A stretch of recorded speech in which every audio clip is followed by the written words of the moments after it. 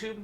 Have a viewer request here just in time for the Christmas holidays if you're looking to do some shopping, or if you want to drop some hints to family and friends for a Christmas gift or accessories towards the overall sum.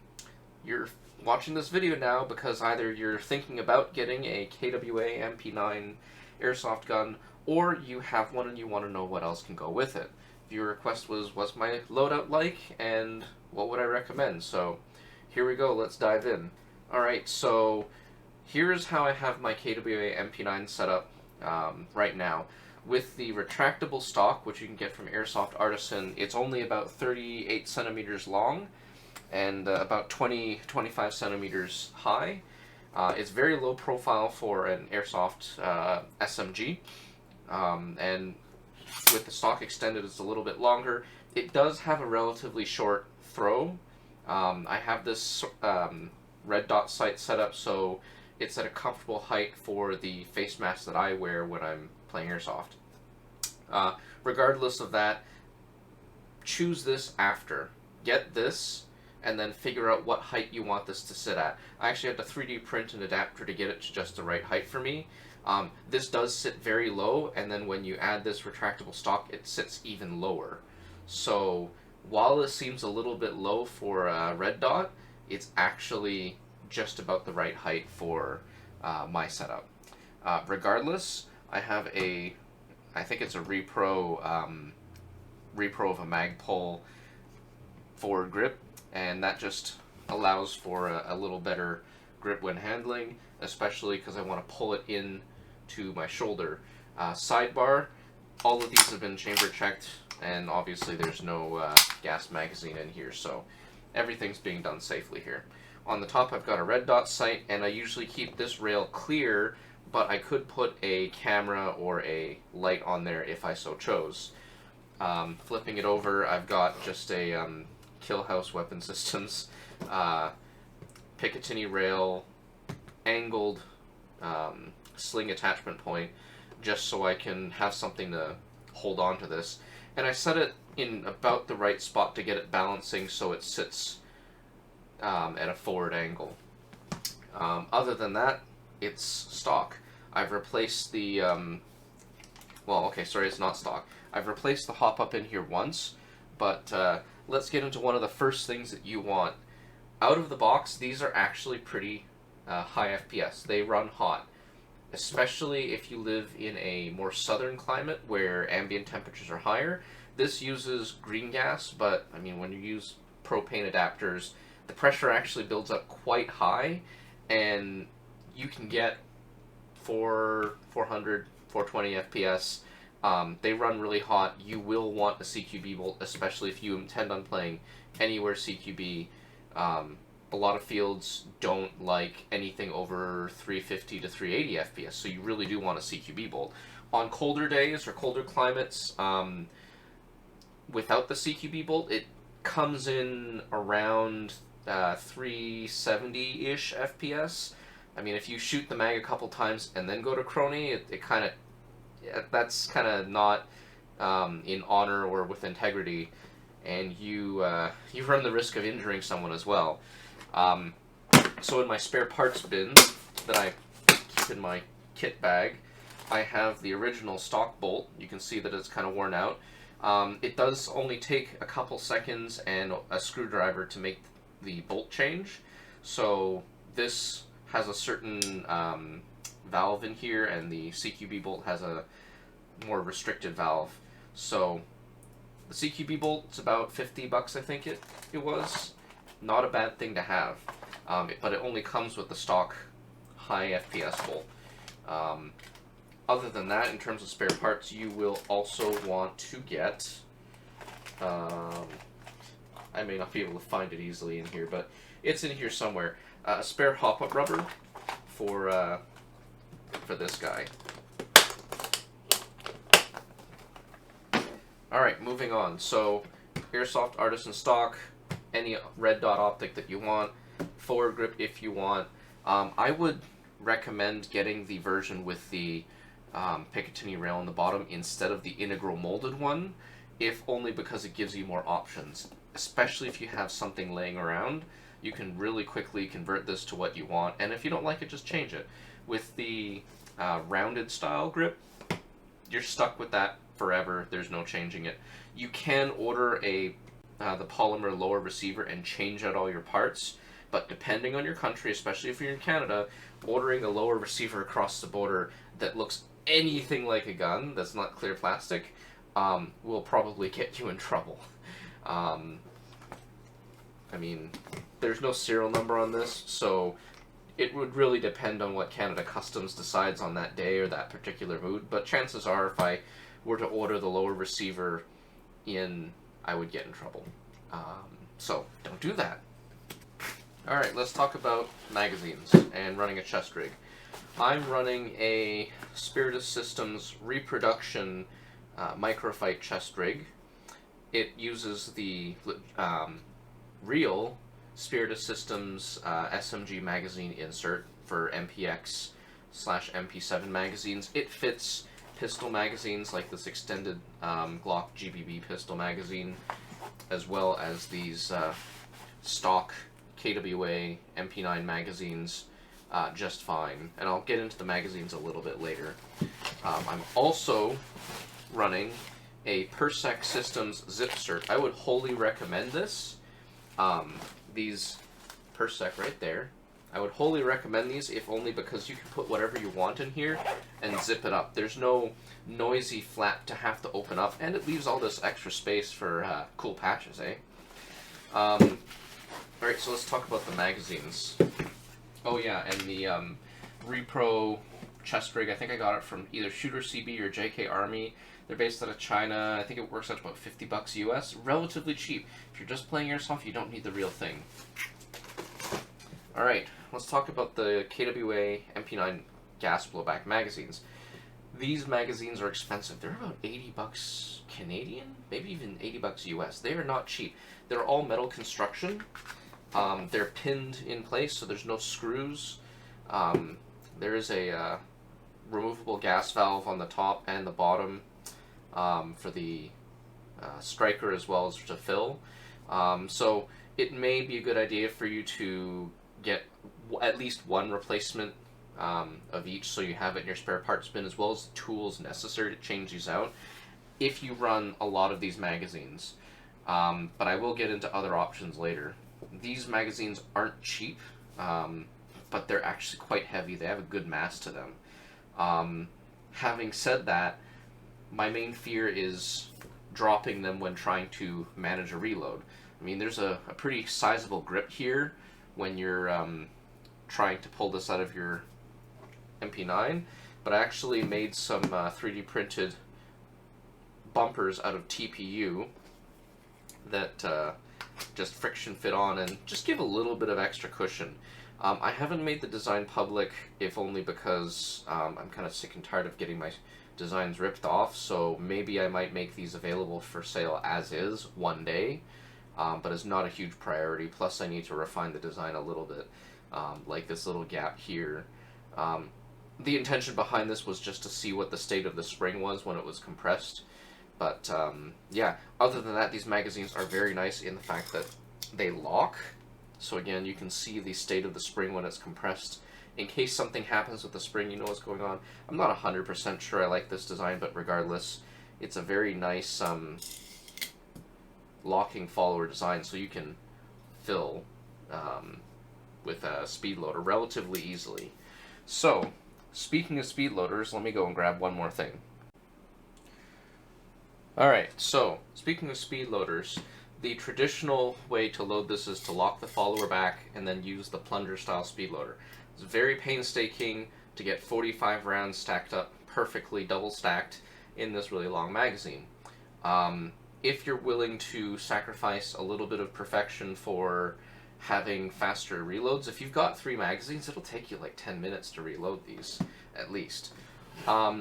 This is again a work in progress design. I've actually made a adapter for the Odin Speedloader, the M12 Sidewinder. I mean, like, these are getting relatively cheap, and there are tons of knockoffs available. I'd still recommend supporting the original manufacturer instead of buying the knockoffs. especially the fact that Vulcan designed their own knockoff and said, screw you, we have more lawyer dollars. Regardless, maybe one day I'll make this design available either for sale or just available free. I'm just going to turn the contrast or the exposure down a bit here. Curse this camera. Alright, it's still very overexposed, but close enough.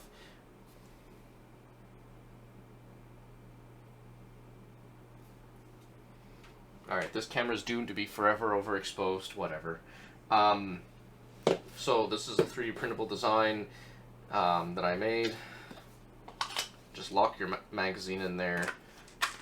You lock that in there, and you would lock the follower back, tilt it so that gravity helps the BBs feed, and just crank. And this design works. You can load the entire magazine stacked up in a couple seconds. So if you've got a couple of these, you can load them really quickly. Having said that, at $80 a pop, I only have 3 of these. What do I do for longer games? Well, let's get into that.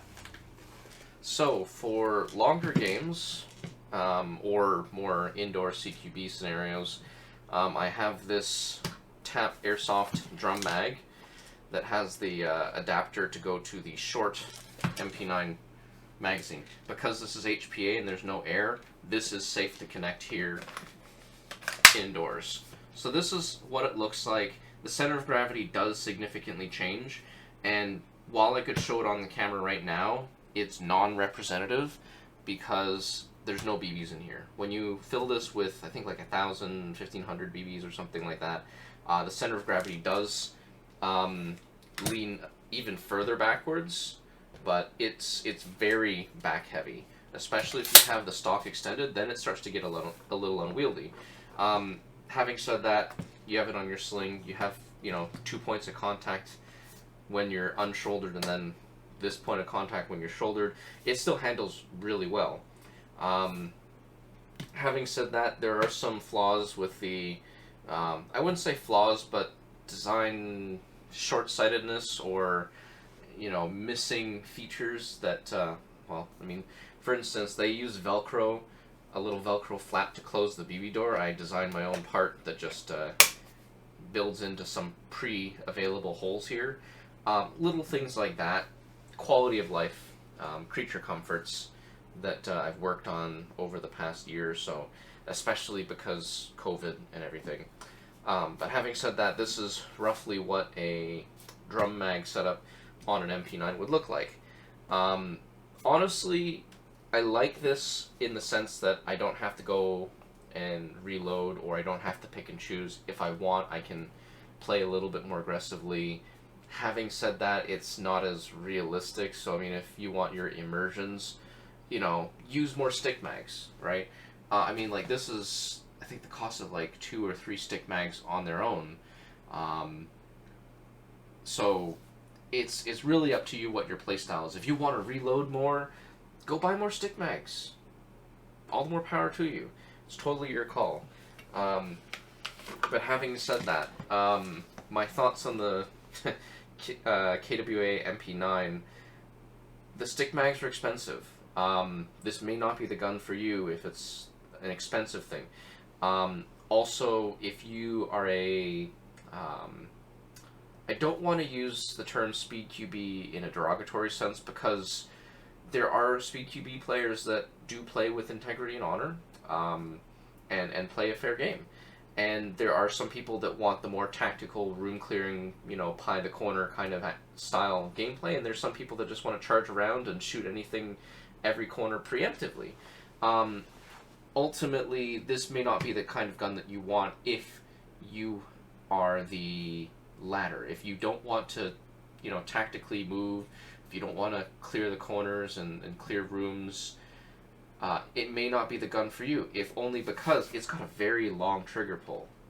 It's got a very long, soft trigger pull. In fact, again, there's no air source in here, there's no gas source.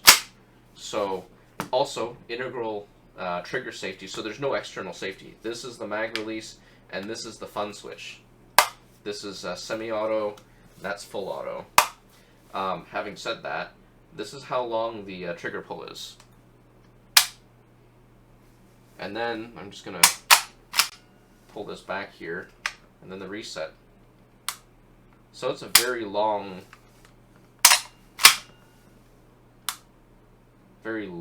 trigger pull, very long reset.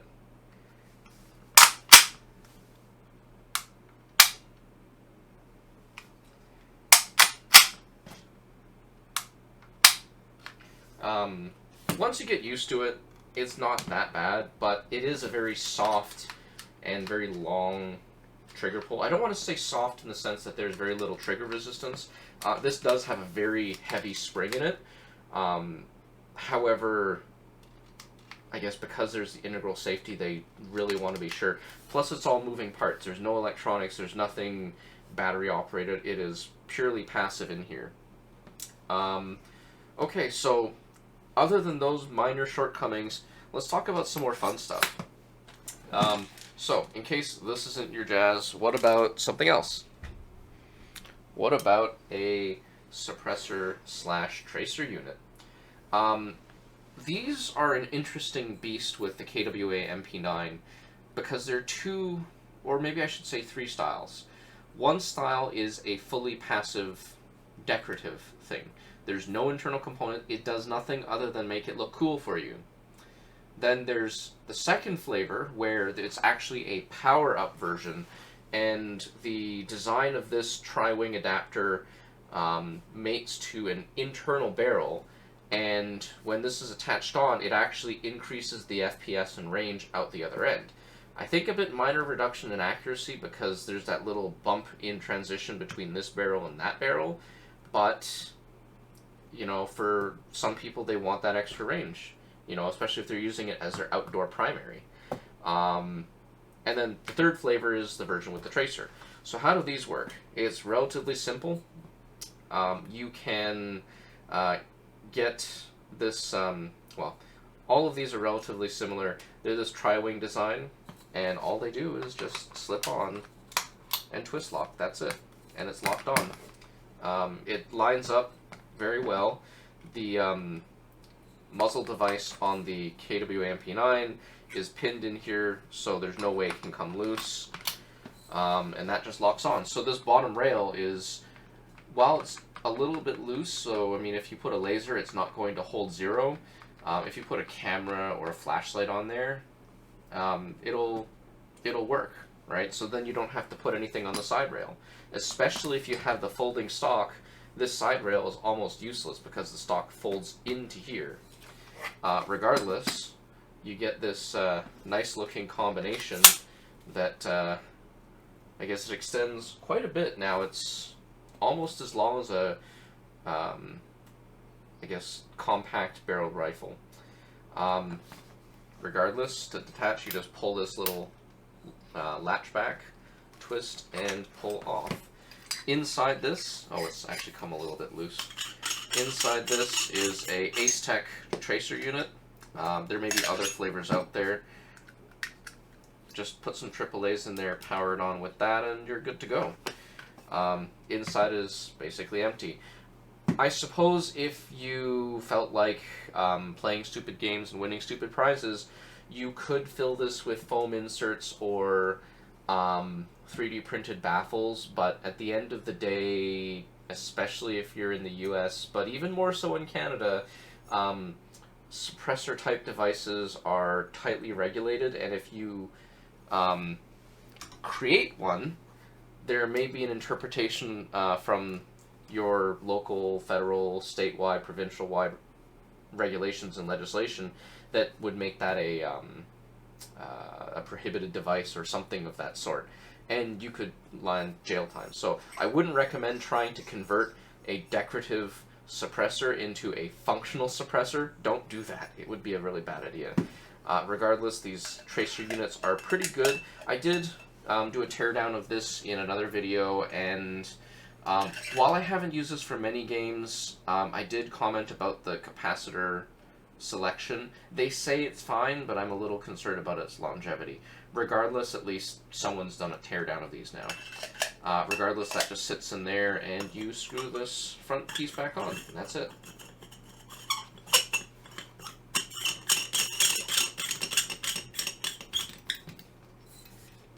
So, you want to decide on what you want to buy for Christmas. Well, if you don't have the KW MP9, try it out. See if your store will let you do a test fire. Try it out. If you're happy with it, spend the money on it. Then you can start getting into accessories. You've got the retractable stock. I mean, I'm sure you'll want to put some sort of optic in there because the iron sight posts are pretty primitive. Some kind of sling attachment point. Front grip. A suppressor tracer unit. More magazines because it only comes with one. And 45 rounds goes pretty quickly. You may want a drum mag. And these are at least all the things that I have for my MP9.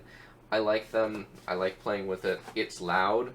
When you come up behind someone with this and take cover with them and then start, start putting down some BBs with this thing, it does certainly get some attention. If you want to be quiet with an HPA or really well shimmed AEG, this isn't the gun for you because it's loud and noisy, but at the same time, it's loud and noisy and fun. I run the, what are they called? Not the Earmore, but the Howard Light hearing protection. And this is actually loud enough to trigger the hearing protection on the Howard Lights. So if you want to hear everything around you, this is also not the gun to run. It's noisy. It really is. But it's fun. Also, don't forget your spare parts and accessories. CQB bolt if you play indoors and want anything near, 350 to 380 FPS. Spare hop-up rubber, things like that. I think that's about everything for this video, and I know that there's some 3D printed parts and accessories like the rubber bumpers in this Speedloader design that I haven't published yet. I might. I'm honestly divided because I've had a couple designs ripped off, and literally verbatim my STL from Thingiverse has been taken and sold commercially, so I've basically stopped publishing all my designs. But if you really think you want that design, leave a message in the comments. I've been thinking about setting up a Patreon and making my designs accessible on Patreon, if only because other people who legitimately want to use it wouldn't otherwise have access to it. So I think that's about everything for this video. I will put a teaser out there for the next Airsoft related project I'm going to do, but it's going to be a while till I get to it. So next project I think I'm going to embark on is, this is a, oh my goodness, Black Hawk Omnivore holster. This is a Black Hawk Omnivore holster for light-bearing pistols. It's hard to find a light-bearing pistol holster, especially, well, you're never going to find one that's repro, and the Kydex style holsters can shatter, plus you have to get them custom to your setup. The Omnivore is, as the name implies, it eats everything. What it does is it interfaces with this particular piece of geometry on the TLR1 Streamlight. It takes a couple varieties, including the HL. Really lovely pistol flashlight. Not that you want to strobe people on an airsoft field and give them epilepsy, or seizures rather, but great pistol light. And if you are looking for a good pistol light, spend the money and get the real one if you can afford it. Don't get the repro because the LED module in there is nowhere near as good. Sidebar, also I've already chamber checked and cleared this, so also not a real firearm. You can see the airsoft barrel inside there. Regardless, because it interfaces with this geometry, the gun geometry doesn't matter. You can put anything in here. An MP9, not MP9, that would be a little much. An M9, Glock style, Sig Sauer style, even some miscellaneous. Honestly, I only have so many pistols to try out, like maybe a Makarov would fit in here. I don't know. But I guess the whole project that I'm going to do is I'm going to design a 3D printed component that attaches to the rail but doesn't cost the money of a Streamlight. So, you know, you have a pistol that you want to put in here, but you don't want to buy a Streamlight. Well, get that little 3D printed part, mount it on, and then now your non-Streamlight bearing pistol can fit into the holster that's designed to only work with pistols using the Streamlight. I've put on Repro, Safariland, MLS, or is it QLS? One or the other quick detach plates, so I can take them off of my belt and switch them out for other holsters. But I really do like this style, especially because I run a Glock and it's an integral trigger safety. There's no other safety on here. It's just an added bit of peace of mind for preventing negligent discharges when trying to draw. The other style of pistol holsters, you press a catch here and you pull, but if your finger slips or you're in a rush to try and unholster, you may negligent discharge while drawing from the holster. This style, you push down and pull. Your finger is nowhere near. It's, you know, completely out of the way until you are at least clear of the holster. Practice and don't negligent discharge. Whether it's an airsoft or real firearm, you know, practice makes perfect. Because people don't rise to the occasion, they fall to the level of their training. I think that's enough rambling, though. This video's probably run on long enough. But yeah, teaser of the next project. If you like this video, please like, subscribe, comment, hit the notification bell, because the algorithm basically pretends I don't exist. I don't monetize this channel, so totally your call. I make the content I want to make. Other than that, peace out.